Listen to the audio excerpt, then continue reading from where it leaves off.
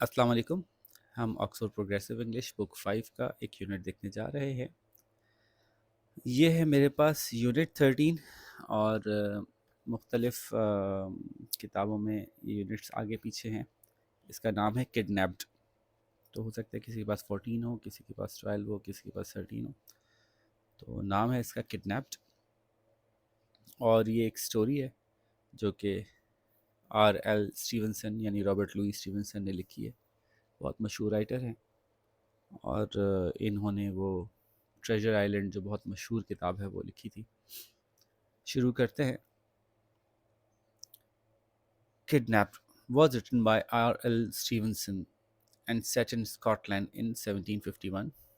Robert Louis Stevenson की लिखी हुई है और स्कॉटलैंड में सेट की, यानी स्कॉटलैंड में सेट है, मतलब इसमें जो जगह दिखाई गई है वो स्कॉटलैंड है। Any story which is set in somewhere, इसका मतलब है कि वहाँ की कहानी बता रही है। At the beginning of the story, David Balfour's parents died, so he went to live with his uncle. कहानी के शुरू में डेविड बेल्फोर के वालिदैन मर जाते हैं तो अपने अंकल के साथ रहने जाता है। The next day, my uncle and I had a small bowl of porridge and a glass of water for breakfast, lunch and supper. अगले दिन मैंने और अंकल ने नाश्ते में भी एक बाउल ऑफ पॉरेज खाया और पानी का ग्लास पी लिया। लंच में भी यही किया और सपर में भी यही किया। सपर खाने को कहते हैं, डिनर को भी कह सकते हैं। He did not speak to me much he did not speak much to me. वो मुझसे कुछ ख़ास ज़्यादा बात नहीं करते थे या उन्होंने मुझसे कुछ ख़ास ज़्यादा बात नहीं की। But was clearly thinking hard, लेकिन साफ नज़र आ रहा था कि वो काफ़ी सोच विचार कर रहे हैं। I often noticed him looking at me. मैंने उन्हें अक्सर उनको देखा कि वो मुझे मुझे देख रहे हैं। While pretending to do something different, जबकि वो ऐसा शो कर रहे होते थे कि वो कुछ और कर रहे हैं लेकिन मुझे देख रहे होते थे। And he never left me alone in the kitchen with the locked चेस्ट्स। और वो कभी मुझे अकेला किचन में नहीं छोड़ते थे जहाँ वो उनकी ताला लगी हुई कुछ संदूक होते थे। चेस्ट जो है वो अलमारी भी हो सकती है, संदूक भी हो सकता है। इन विच आई supposed he kept his money, जिसमें मेरा ख्याल ये था कि वो अपने पैसे रखते थे। I did not like the way he looked at me and began to wonder if he was a little crazy and perhaps dangerous. मुझे ये अच्छा नहीं लगता था कि वो मुझे किस तरह देख रहे थे और मैंने सोचना शुरू किया शायद वो कुछ पागल से हैं और शायद थोड़े से ख़तरनाक भी हो सकते हैं। आप लोग देख रहे हैं ना कि डिफ़िकल्ट वर्ड्स जो होंगे, जो आपको डिफ़िकल्ट लग रहे थे, आपने अंडरलाइन किए हुए होंगे, उसकी मीनिंग साथ साथ लिखते जाइएगा जैसे मैं बताता जा रहा हूँ, और उसकी पिक खींच के टीचर को भेजिएगा और इसकी ऑडियो बनाकर भी आपने टीचर को भेजनी है एक्सप्लेनेशन के साथ। आफ्टर सपर, खाने के बाद, ही सैड सडनली, उन्होंने अचानक कहा, Davy, I have been thinking I promised your father a bit of money for you before you were born. मैं सोच रहा था कि मैंने तुम्हारे अब्बा से तुम्हारे लिए कुछ पैसों का वादा किया था तुम्हारी पैदाइश से भी पहले। A promise is a promise, भाई वादा तो वादा होता है। And so I am going to give you 40 pounds, तो फिर मैं तुम्हें 40 पाउंड दूंगा। These last words seemed very painful to him. और आखिरी बात जो उन्होंने कहा ना, I will give you 40 pounds, तो ऐसा लग रहा था कि बड़ी तकलीफ दे बात की इन्होंने, मतलब उनका दिल नहीं चाह रहा था जैसे कि ये बात कहने का कि मैं 40 पाउंड दूंगा। ही added in a kind of stream, Scots, और उन्होंने जो है वो एक गुस्से से या चीखते हुए अंदाज में कहा, स्कॉट्स। तो क्यों कहा अभी आगे समझ में आएगा। अ Scottish pound was the same as an English shilling and there were 20 shillings in an English pound. I could see that his story was a lie, so I laughed at him, saying, "Oh, think again, sir. English pounds, surely."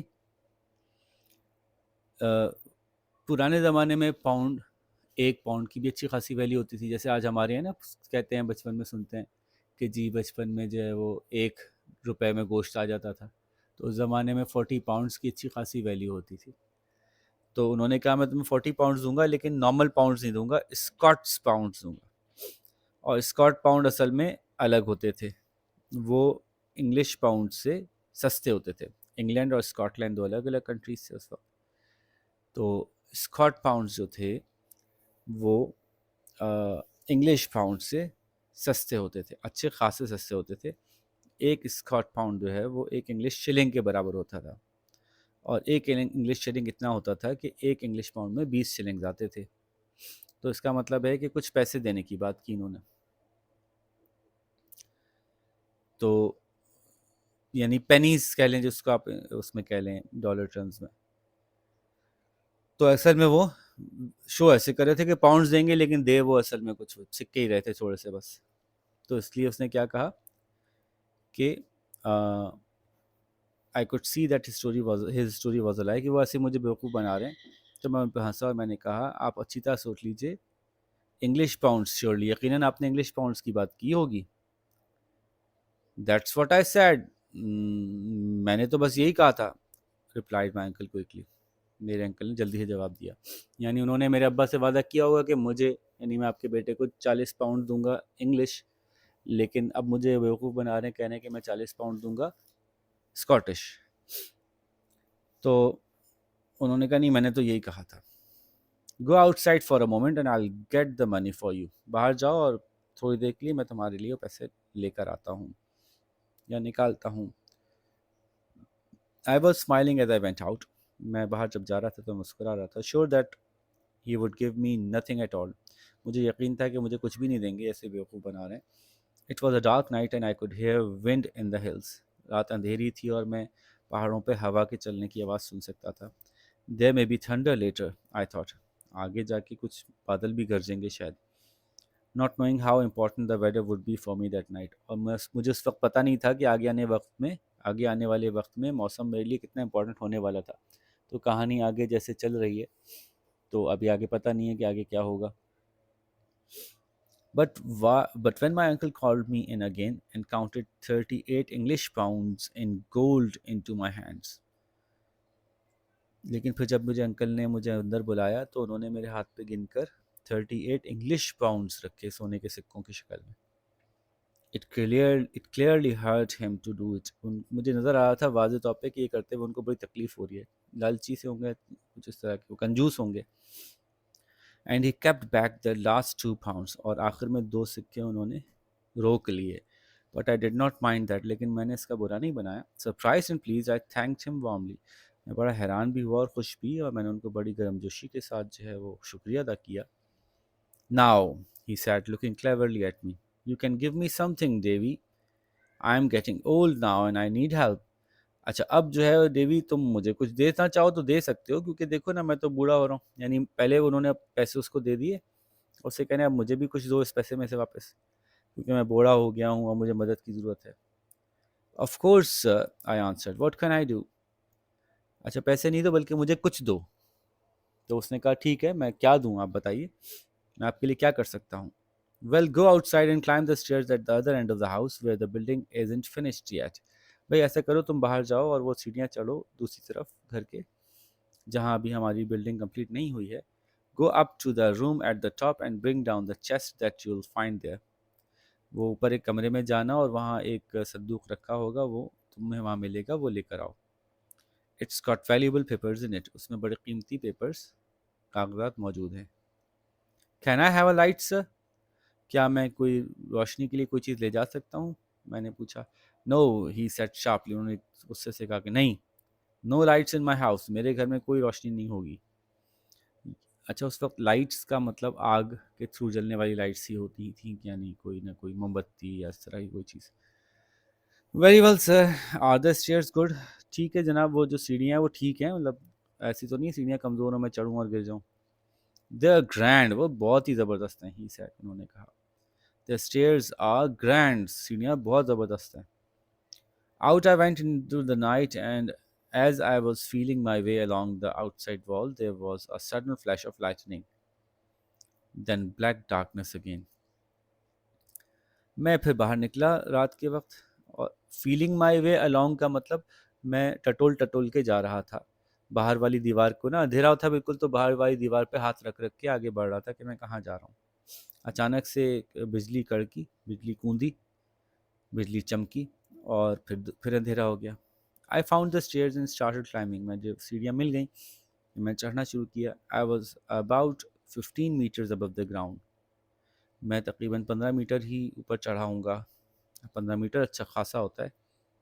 ہمارے normal گھر جو ہوتے ہیں نا وہ 3 metre کے بعد اگلی منزل آ جاتی ہے، تو 15 میٹر کا مطلب ہے 5ویں منزل پہ. When there was another flash of lighting، اور پھر اچانک سے ایک اور بجلی ایک اور دفعہ کڑکی. That was lucky for me, اور یہ میرے لیے بڑی خوش قسمت ثابت ہوئی. کیوں؟